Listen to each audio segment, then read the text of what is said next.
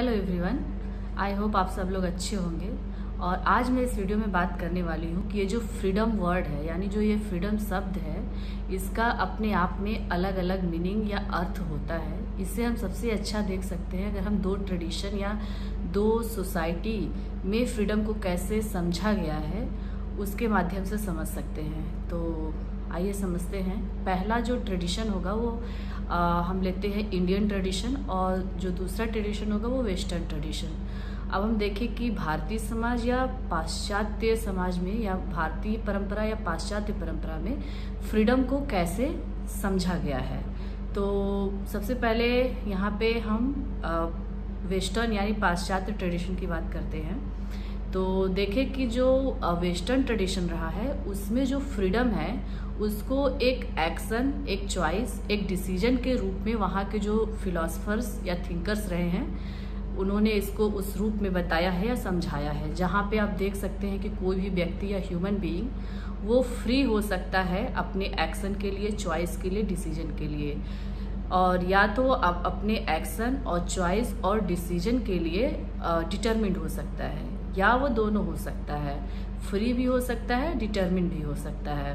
तो जो कि हम अपने फर्स्ट वीडियो में what is the concept of freedom, जिसमें मैंने 3 नोशन बताया था, notion of free will, notion of determinism and notion of compatibilism. तो ये जो तरीका था फ्रीडम को समझने का, ये एक तरीका था वेस्टर्न ट्रेडिशन के द्वारा वहाँ पे कैसे वहाँ के जो फिलोसफर या थिंकर्स थे फ्रीडम को समझाया है या तो आइए अब हम अपने इंडियन ट्रेडिशन में फ्रीडम को कैसे समझा गया है उसे जानने का प्रयास करते हैं। तो हम देखेंगे कि इंडिया में फ्रीडम को एक फ्रीडम फ्रॉम सफरिंग यानी दुखों से मुक्ति के रूप में खोजा गया है। और ये हम अपने दुख यानी सफरिंग से मुक्त कैसे होंगे, जब हम अपने बंधन यानी बाउंडेज से मुक्त हों। तो थोड़ा सा बाउंडेज के नेचर को समझना जरूरी है। तो यहाँ पे मानते हैं कि कोई भी व्यक्ति जो इस संसार में जन्म लेता है वो अपने पिछले जन्म के कर्मों के अनुसार इस संसार में एक कैसे परिवार में जन्म लेगा, कैसे रंग रूप और फीचर्स, माइंड, बॉडी का कैसा उसका स्वरूप होगा, इवन उस कैसे फैमिली में, कैसे कंट्री में, ईच एंड एवरीथिंग जो व्यक्ति का होता है वो उसके पिछले जन्म के कर्म के अनुसार वो इस दुनिया में अपने आप को पाता है। तो ये जो हम देखेंगे कि बंधन है, इससे यहाँ पे जो फ्रीडम को था कि कैसे इस बंधन से मुक्ति पाया जाए, क्योंकि अगर जब तक आप बंधन में हो नो डाउट आप दुख पाते ही रहोगे। तो या थिंकर्स रहे हैं, एक चीज उन लोगों ने कॉमन रहा है कि वो हमारे जो बंधन है उसका मेन कारण हमारे डिजायर की बात करते हैं। वो बोलते हैं कि मनुष्य जो होता है अज्ञानवश वो अपनी इच्छाओं को पूरा करते रहता है, और कभी भी इच्छाएं होती हैं तो उसको हमेशा दुख मिलती है। तो जो यहाँ पे मेन कॉज है हमारे दुख का यानी सफरिंग का, वो हमारा डिजायर रहा है, और जो डिजायर है उसी को बंधन कहते हैं। अब ये होता है कि इस बंधन से हमें मुक्ति कैसे मिलेगी। तो ये मुक्ति आपको सेल्फ रियलाइजेशन से मिलेगा। हो सकता है कि वो सेल्फ रियलाइजेशन अलग अलग फिलोसफर्स जो रहे हैं उसका तरीका अलग अलग बताया हो। किसी ने इसको ज्ञान के द्वारा बताने की कोशिश की हो, किसी ने इसको भक्ति के द्वारा, किसी ने इसको योग के द्वारा, या किसी ने इसको किसी और तरीके से बताया हो, जिससे बेसिकली हम लोग 4 तरीके से ज्ञान, भक्ति, योग और आपका कर्म के द्वारा बताया गया। 4 बेसिक अपने ट्रेडिशन में कॉन्सेप्ट रहा है। तो यहाँ पे अब एक प्रश्न है कि जो हमारा आत्मा है अगर वो अपने आप में मुक्त है तो फिर वो बंधन में कैसे पड़ता है। तो इसके लिए हमारे जो फिलोसफर्स रहे हैं वो एक बहुत अच्छा कॉन्सेप्ट दिया है, कॉन्सेप्ट ऑफ कर्मा। तो वो ये बोलते हैं कि सभी व्यक्ति जो है वो कर्म को आप थोड़ा सा ऐसे समझने की कोशिश करते हैं कि जो हम जन्म लेते हैं तो वो हमारे पास्ट मतलब पिछले जन्म के कर्म होते हैं, पास्ट लाइफ कर्मा। और जन्म लेने के बाद जब हम एक समझदार व्यक्ति बनते हैं या जब हमारे अंदर सेंसेस आते हैं कर्म करने का, तो उस जो वो हमारे प्रेजेंट कर्म हो सकते हैं। तो जो हमारे प्रेजेंट कर्म हैं वो हमारे फ्यूचर कर्म को लीड करते हैं कि हमारा फ्यूचर में हम दुखी होंगे या सुखी होंगे, वो काफ़ी हद तक हमारा आज का जो प्रेजेंट कर्म है ये डिसाइड करता है। तो ये जो चेन है हमेशा चलता रहता है, यानी हम अपने पास्ट कर्म को अपने प्रेजेंट में जैसा हमारा पास्ट कर्म होगा उस अकॉर्डिंग हम सुखी या दुखी अपने प्रेजेंट में हो सकते हैं, और अपने हम प्रेजेंट में वर्तमान में जैसा कर्म कर रहे हैं उस अकॉर्डिंग अपने फ्यूचर में हो सकते हैं सुखी या दुखी।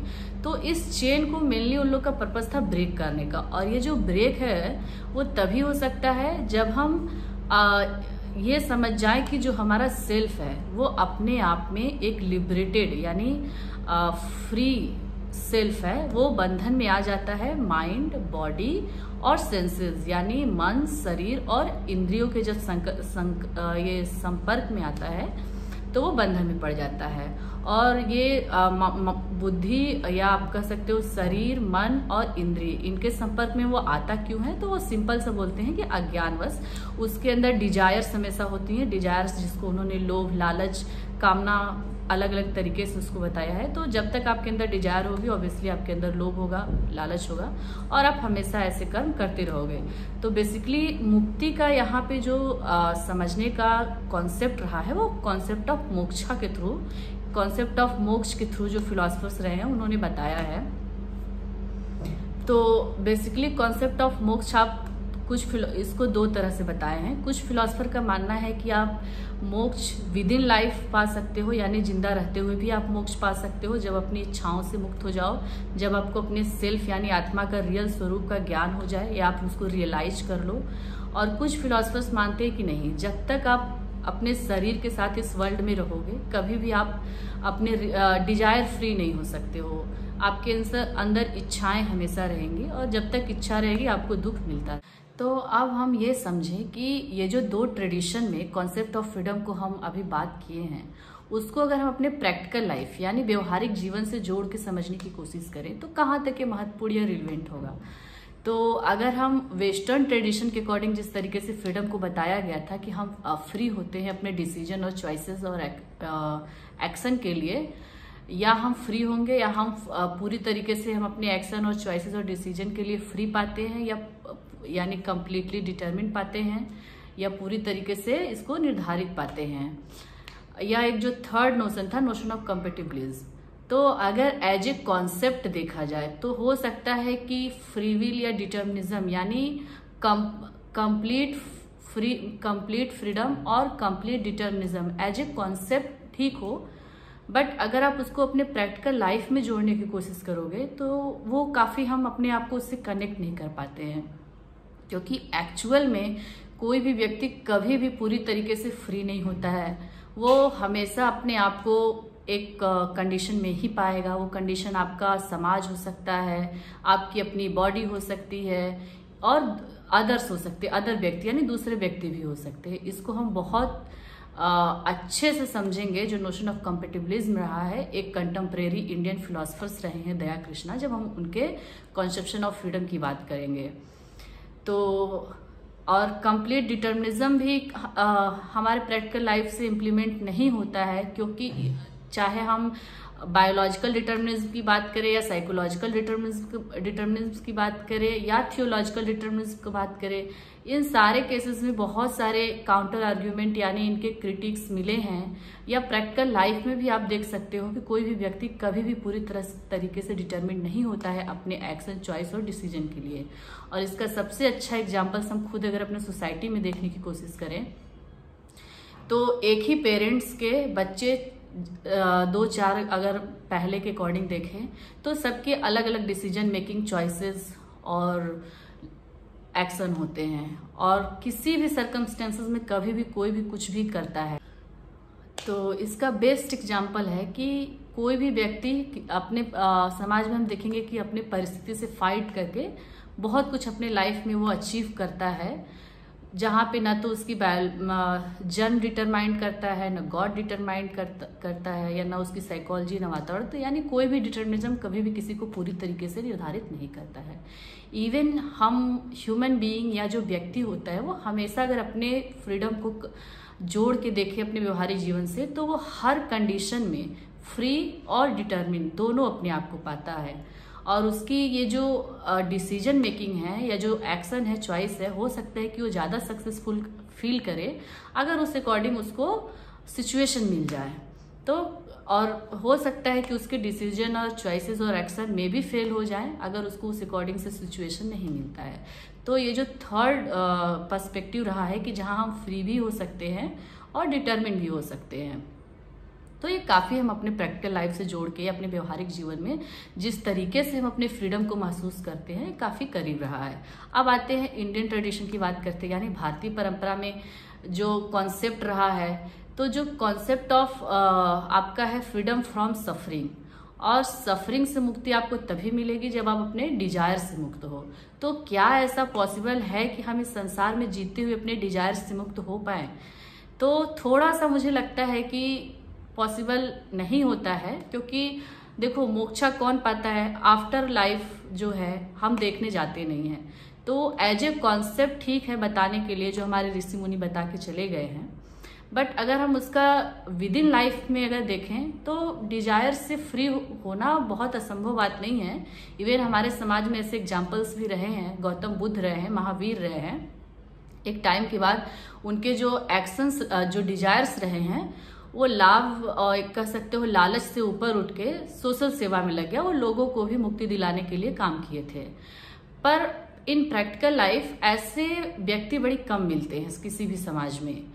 तो जो एक बेसिक तरीका है जो हमें अपने ट्रेडिशन से सीखने को मिलती है, वो ये है कि हम अपने डिजायर्स के, यानी जो हमारा इच्छा है, अगर हम उसके जो कॉन्सिक्वेंस यानी जो रिजल्ट आएगा उसको अगर एक बार सोच के उस अकॉर्डिंग हम अपने डिजायर्स को करें तो मे भी शायद काफी अच्छा होगा। हो सकता है कि हमारे जो दुख है, सफरिंग है, वो पूरी तरीके से तो कभी कम नहीं हो सकते हैं, बट हाँ वो काफी हम लेस कर सकते हैं।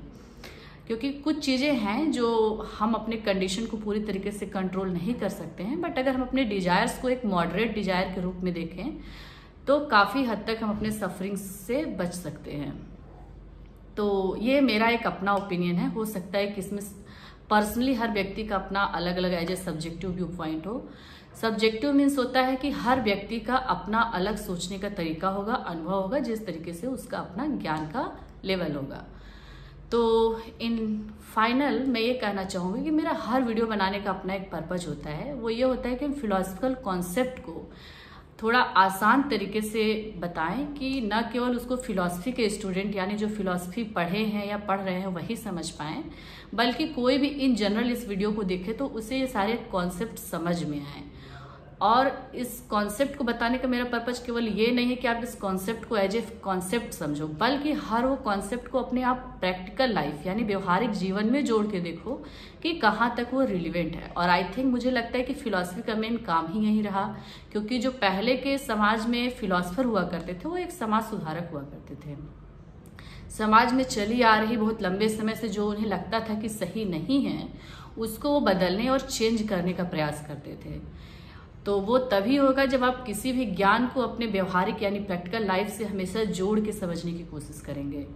तो आई होप कि ये वीडियो इन्फॉर्मेटिव रही होगी, अच्छी लगी होगी, दो ट्रेडिशन के कॉन्सेप्ट ऑफ फ्रीडम को समझने में हेल्पफुल रहा होगा। और थैंक्स फॉर वॉचिंग।